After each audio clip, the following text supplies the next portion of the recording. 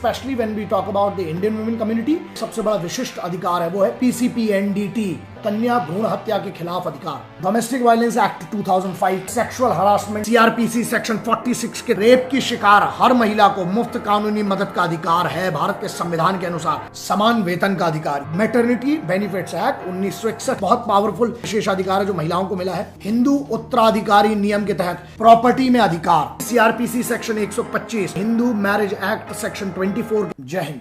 When we say that knowledge is power, so it must apply in every field and everywhere in this world. And we are talking about women empowerment today. सबसे पहले हमें यह समझना पड़ेगा कि ज्ञान दीजिए उन्हें, लेकिन कौन सा ज्ञान? जो उनके अधिकारों का है। तो सबसे पहले हमें उनके उन अधिकारों की बात करना पड़ेगी जो मुझे लगता है इस देश में आज तक बहुत कम लोगों को, स्पेशली एक ऐसा तबका है जो पढ़े लिखे लोग हैं उनको तो फिर भी पता है, लेकिन वो जो लोग जो गांव से आते हैं या रूरल इंडिया से आते हैं उनको इतना नॉलेज नहीं है। तो अगर ये वीडियो आप लोग कोशिश करें अगर उन तक पहुंचे तो बहुत अच्छी बात है। और all the women in this country और anyway, but specially when we talk about the Indian women community, they have been given 10 to 12 or 13-15 special rights under the Constitution of India, and that must be known by every woman, every girl in this country. सबसे पहली बात है, आप बच्चियों की सुरक्षा, महिलाओं की सुरक्षा की बात करें, लेकिन हमको जन्म तो देना पड़ेगा। जब वो पैदा होंगी उसके बाद हम सुरक्षा की बात करेंगे। सबसे बड़ा विशिष्ट अधिकार है वो है कन्या भ्रूण हत्या के खिलाफ अधिकार। गर्भ में पल रहे बच्चे के लिंग, जेंडर की जांच करवाना अपराध है और आप इसकी शिकायत सीधे किसी भी पुलिस अधिकारी, किसी भी थाने में आप डायरेक्ट दर्ज करा सकते हैं और इसको कोई मना नहीं कर सकता। इसका अधिनियम है PCPNDT, जो कि कन्या भ्रूण हत्या के खिलाफ विशिष्ट अधिकार देता है। बच्ची को इस दुनिया में आने से कोई नहीं रोक सकता, और यदि रोकता है उसका विरोध कीजिए, उसकी कंप्लेंट कीजिए। जब बच्चे बड़े होते हैं, गर्ल्स बड़ी होती हैं, उसके साथ क्या क्या प्रॉब्लम्स है। जैसे हमारे इधर एक बहुत बड़ा इशू है जो अधिकतर जिसको हम लोग बोलते हैं रिपोर्ट ही नहीं होता है, वो है डोमेस्टिक वायलेंस का। डोमेस्टिक वायलेंस एक्ट 2005 के तहत, इस कानून के तहत महिला अपने पति या पति के परिवार वालों के तहत किसी भी प्रकार का टॉर्चर की शिकायत घरेलू हिंसा रोकथाम कानून 2005 शिकायत थाने में दर्ज करा सकती है। इसमें महिला गुजारे भत्ते की मांग भी कर सकती है। फिर आते हैं जैसे जो लोग कॉर्पोरेट्स में हैं या काम करती हैं, जो लड़कियां स्पेशली वुमेन गर्ल्स जो हैं, उनके लिए क्या है, काम करने की जगह वर्किंग प्लेस में उत्पीड़न, वायलेंस के खिलाफ कानून जिसको हम कहते हैं सेक्सुअल हरासमेंट अधिनियम के तहत किसी भी महिला को किसी भी प्रकार के सेक्सुअल हरासमेंट के खिलाफ कहीं पर भी वो शिकायत दर्ज कराने का एक बहुत बड़ा ताकतवर हक है। आप अगर जाके देखेंगे सेंट्रल गवर्नमेंट के बहुत सारी ऐसी स्कीम्स है, बहुत सारी उनमें अधिनियम है उनके कानून के तहत। सबसे बड़ी चीज जो बहुत कम लेडीज को पता होगा, जब तक ऐसी कोई भी जांच चलेगी उस मामले के दौरान आपको 90 दिनों तक की पेड लीव दी जा सकती है। सेक्सुअल हरासमेंट एक्ट में लिखा हुआ है और आप इसका रेफरेंस दे सकते हैं। हमारे इधर जैसा सामाजिक स्ट्रक्चर है उस हिसाब से बदनामी से बहुत डरती हैं बच्चियां स्पेशली, और छोटे शहरों की अगर हम बात करें, या महिला ठीक है अपने सम्मान के लिए हमेशा डरती आई हैं, सभी के लिए वो लागू होता है, तो उसके कारण बहुत सारे केसेस रिपोर्ट नहीं होते। इसके लिए एक विशेष अधिनियम बनाया गया, एक विशेष कानून है जिसमें है कि नाम सार्वजनिक पब्लिक ना करने या छुपाने का विशेषाधिकार। किसी भी प्रकार के हरासमेंट या स्पेशल रेप केसेस में कोई भी लड़की, युवती, महिला पुलिस अधिकारी या जिला अधिकारी के सामने मामला दर्ज करा सकती है। बदनामी के डर से जो मामला दर्ज नहीं कराती हैं उनके लिए केंद्र सरकार ने ये विशेष अधिकार दिए हैं, तो प्लीज इसका यूज कीजिए, डरिए मत, विरोध की पद्धति लाइए, क्योंकि जब तक आप विरोध नहीं करेंगे आपका अपमान होता रहेगा और समाज नहीं बदलेगा। इसी अधिनियम में आपको और बहुत सारी फैसिलिटीज, बहुत सारे विशेषाधिकार दिए गए हैं। जैसे उसमें है कि रेप केस की सुनवाई जो है महिला जज ही करेंगी, जो आपके स्टेटमेंट होगा, बयान जो होगा वो महिला पुलिस अधिकारी ही दर्ज करेगी। पीड़ित के बयान, मतलब जो सफर किया है, जो विक्टिम है, उसके बयान पेरेंट्स या कोई भी लोकल गार्जियंस के सामने ही होंगे।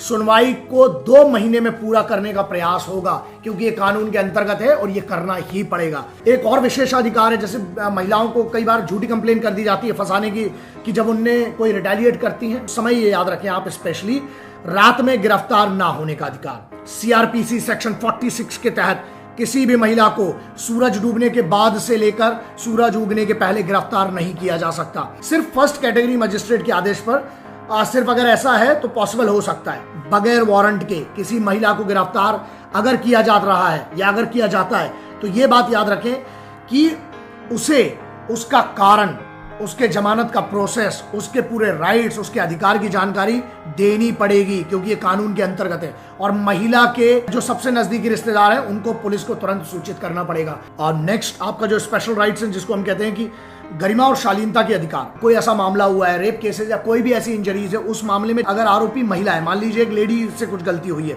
तो उस महिला की मेडिकल चेकअप जो है वो एक महिला डॉक्टर को ही करना चाहिए।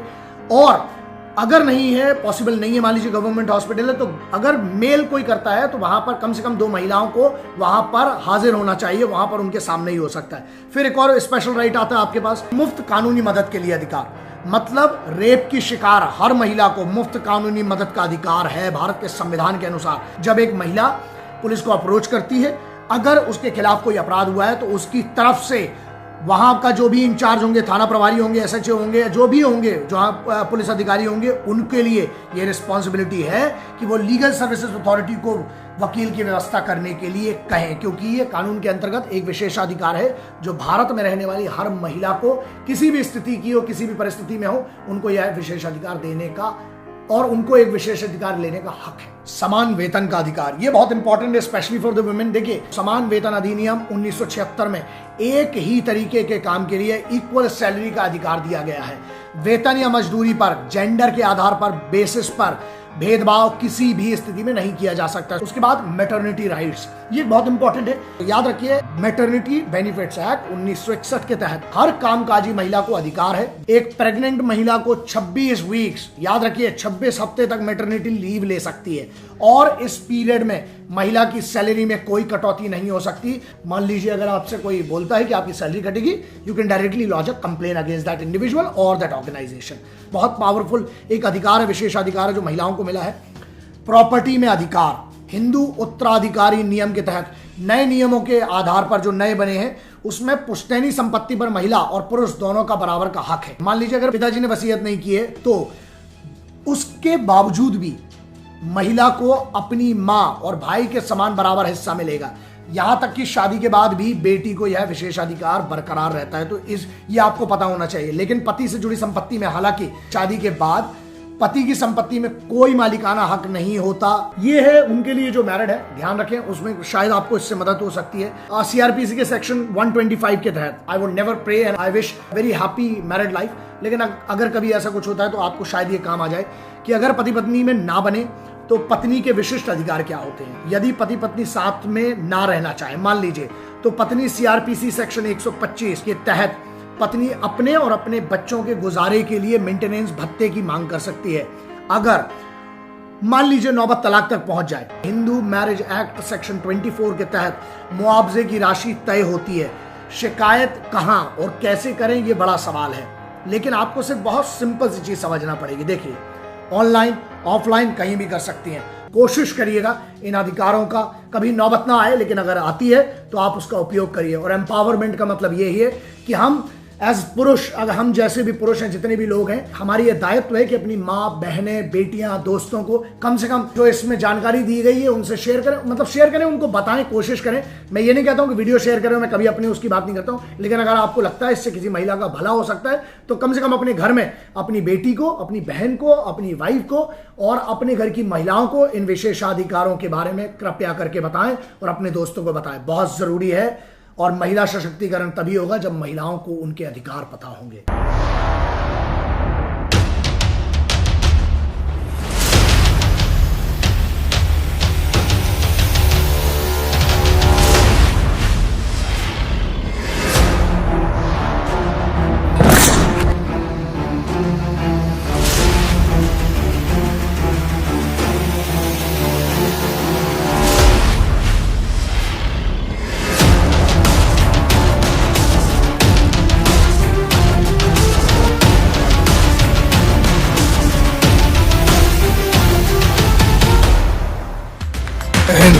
वंदे मातरम, इनकलाब जिंदाबाद, भारत माता की जय।